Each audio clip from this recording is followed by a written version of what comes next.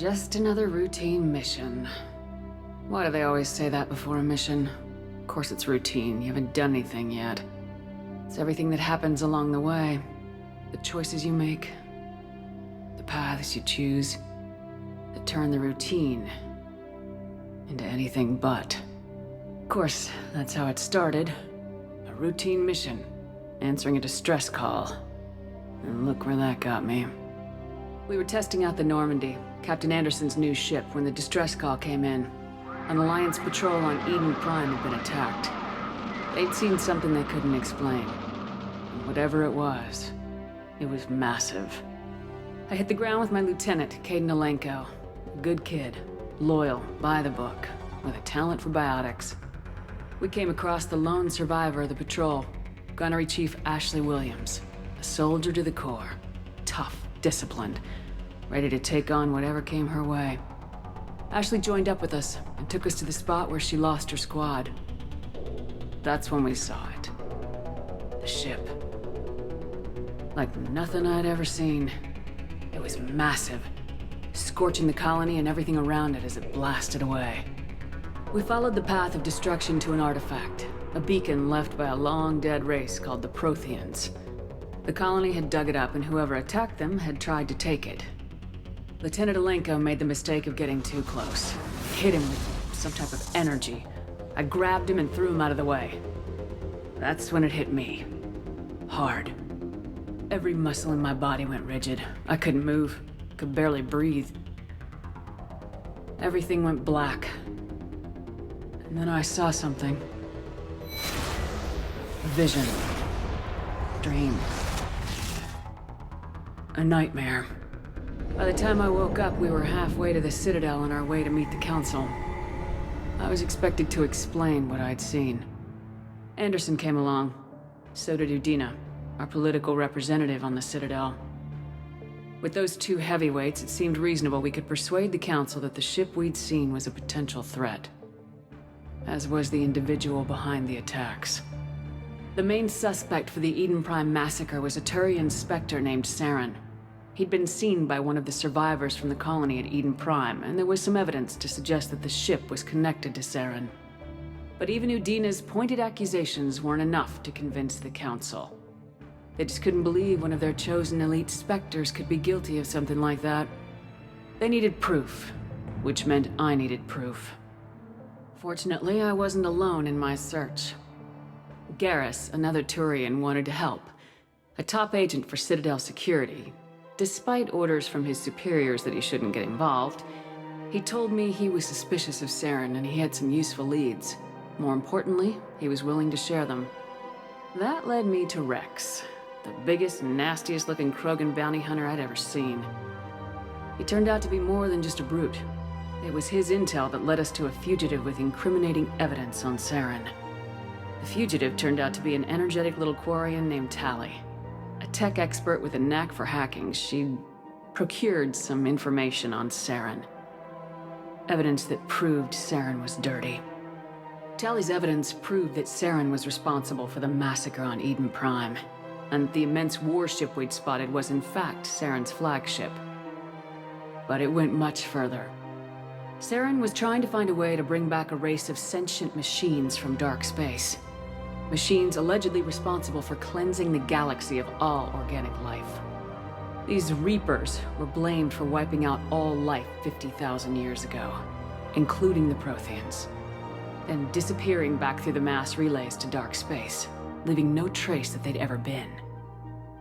That explained why Saren was after the beacon, and it made some sense out of my visions, but not much else. We couldn't convince the Council that the Reapers were a threat. But they agreed Saren had to be stopped. They stripped him of his Spectre status and gave me the honor of becoming the first human Spectre. My first task? Bring down Saren. Anderson decided to stay behind, giving up his ship, the Normandy. He told me I'd need it more than he would. He also pointed me in a direction. Liara. A Prothean expert, adept in biotics, and maybe most importantly, daughter of Benezia, Saren's top lieutenant. And like most Asari, as beautiful as she is intelligent, and born with a unique ability to meld with other species. Liara was able to help me decipher some of the vision the beacon had given me. Nothing concrete, but it gave me some clues. And a new appreciation for the Asari.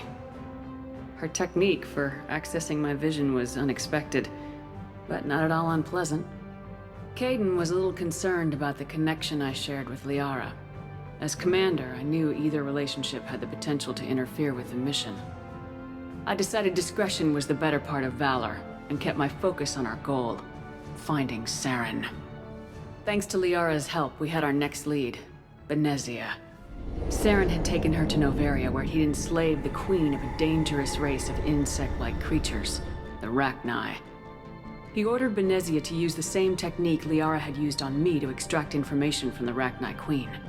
The queen's drones were everywhere, and they were not happy. We had to fight through hundreds of them to get to Benezia. By the time we arrived, Saren was gone, with the information.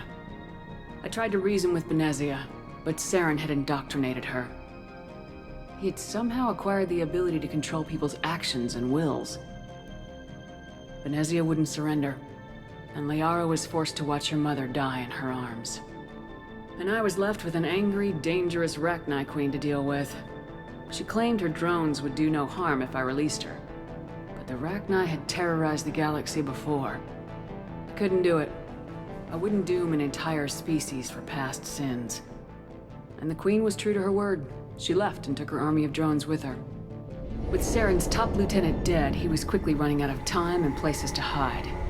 I tracked him down at his base on Vermeer, but we soon learned it was more than a base of operations. It was a breeding ground. Saren was breeding an army of Krogan. He'd found a cure for the genophage, a disease inflicted on the Krogan to prevent them from breeding and taking over the galaxy. But the Krogan Saren was breeding were slaves, mindless beasts that obeyed Saren's will. I had to destroy the base and all its research. Rex disagreed. Violently. Rex wanted the genophage cure for his people, but tried to convince him to help me destroy it, that these Krogan weren't real. But he wouldn't back down. Fortunately, Rex is smarter than he looks. He realized this wasn't the way to help his people, and that Saren was the real threat. When we finally got to the center of the base, I realized just how close Saren was to completing his plan. He was already in communication with the Reapers. Sovereign, Saren's flagship we'd all assumed was just a ship, was a Reaper. It spoke to me, threatened me. I could feel the menace it had for every living thing. It wanted me dead. It wanted us all dead. And I knew it was capable of doing just that. What I couldn't understand was why Saren would help it. But there was no time to think about it. Sovereign knew where we were. We had to destroy the base and get the hell out. I split my team into 2 squads, sending Ash with one and Kaidan with the other as a distraction. We had a nuke and we planned to use it. Before we could detonate the bomb, Saren showed up. We fought. I stalled him to make time for my team. And in talking to him, I realized the truth. It wasn't Saren who was indoctrinating everyone. It was Sovereign, the Reaper. And Saren was in deeper than all of them. He tried to convince me he was still in control. Said he'd found a way to reduce the Reaper's influence, but he was kidding himself. Or believing the lies Sovereign was telling him. Before I could convince him to stop, he ran, leaving me just seconds to extract my squad mates. I tried, but I wasn't fast enough. I could only save one of them. Kaidan was a good man, and a great soldier. But I had to choose. And I chose Ash. That was the last time Saren would slip away from me. I knew then, the next time we met, one of us would die. With my team mostly intact, we chased Saren and his army to Ilos, a long-lost planet that had once belonged to the Protheans. As we prepared for what we knew would be a desperate fight, I spoke to my crew. We were just one ship, against Saren's growing army. I assured them all that despite the odds, we could defeat him. I'd never tell anyone, but I had my doubts. Leaving Kaidan behind had hardened my resolve, but revealed a weakness in my defenses. How many more friends and allies would I be willing to sacrifice in order to stop Saren? We arrived on Ilos close behind Saren. Once on the planet, we discovered a Prothean databank that helped me put the final pieces of my vision together. The Reapers had come 50,000 years ago, and every 50,000 years before that, each time purging the galaxy of life. The Protheans had fought and died like every species before them, but a few survived long enough to leave a parting gift. The Protheans had discovered that the Citadel was the key to controlling the mass relays. By sabotaging the Citadel, they found a way to close the relays to dark space, slowing the Reapers' return, giving us the time we needed to find a solution to stop the Reapers once and for all. Saren knew this. He was leading his army to take control of the Citadel and re-establish the relays to dark space, bringing the waiting Reapers here to destroy us all. We followed him to the Citadel. It was intact, but heavily damaged. He'd caught the Council fleets by surprise, and they were only now regrouping. And with Sovereign as his flagship, there was little hope that the fleets could counterattack with enough strength to take back the Citadel. But Saren was done running, and I was done chasing him. As the Alliance and Council fleets battled Saren's army outside the Citadel, I cornered the Turian bastard in the Citadel tower and confronted him. He died believing that the Reapers would save him. As I fought to regain control of the Citadel, the Council's flagship, the Destiny Ascension, fell under attack.